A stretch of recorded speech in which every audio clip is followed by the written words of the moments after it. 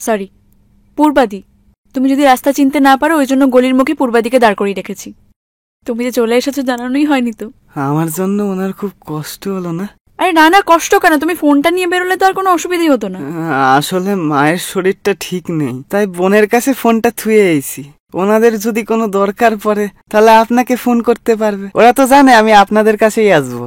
কিন্তু ওই ফোনটা তো অফ, মানে সুইচ অফ বলছে।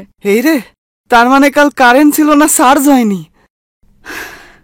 আচ্ছা বেশ, চলো দিদি ভাইয়ের কাছে চলো। এসো এসো, বেসিনে হাতটা ধুয়ে নাও। এই যে বেসিন।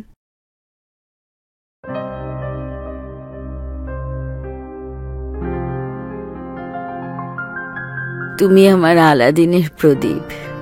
কি যে বলেন দিদি, আমার ঠাম্মা বলতো রাখে হরি মারে কে। ওসব কথার কথা। সে তো আমারও মনে হয়, না হলে একদিনের জ্বর, করোনা, বাপটা চলে গেল, শেষ দেখাটাও পুলিশ দেখতে দিল না।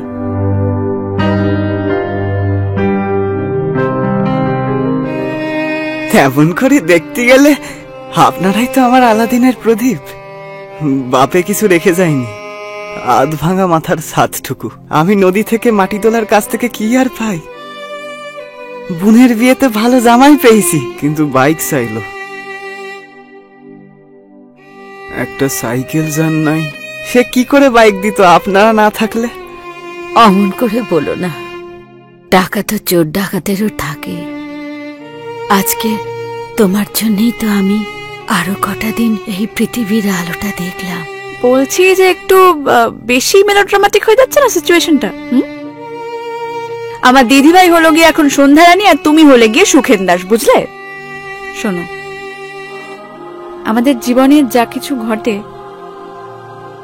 তা কিন্তু সব ওই ওপরওয়ালার হাতে, সব ওপরওয়ালার ক্যালকুলেশন, বুঝেছো? তাই তুমি মরতে চাইলেই এত তাড়াতাড়ি মরবে না, আর তোমার বোনের বিয়েও নির্ঝঞ্ঝাটে হবে। এখন চলো ওই ঘরে, দিদি ভাই স্নানের সময় হয়ে গেছে। এসো। আপনার পাটা একটু বের করবেন? কেন? ভালো থাকবেন দিদি। পরশুদিন সকাল 8:30টায় যাদবপুর স্টেশনে কিন্তু আমি গাড়ি নিয়ে ওয়েট করব। প্লিজ সময় মতো চলে এসো। আচ্ছা। আর হ্যাঁ, দুটো জামা আর দুটো পাজামা কিন্তু এক্সট্রা নিয়ে এসো, যদি দুদিন থাকতে হয়। আর তোমার বাড়িতে তো আমার ফোন নাম্বারটা দেওয়াই আছে, যে কোনো প্রয়োজনে আমাকে ফোন করতে বলবে, ঠিক আছে? সেদিনই তোমাকে আর দিদিভাইকে ভর্তি করব। আচ্ছা। আরে দাঁড়াও,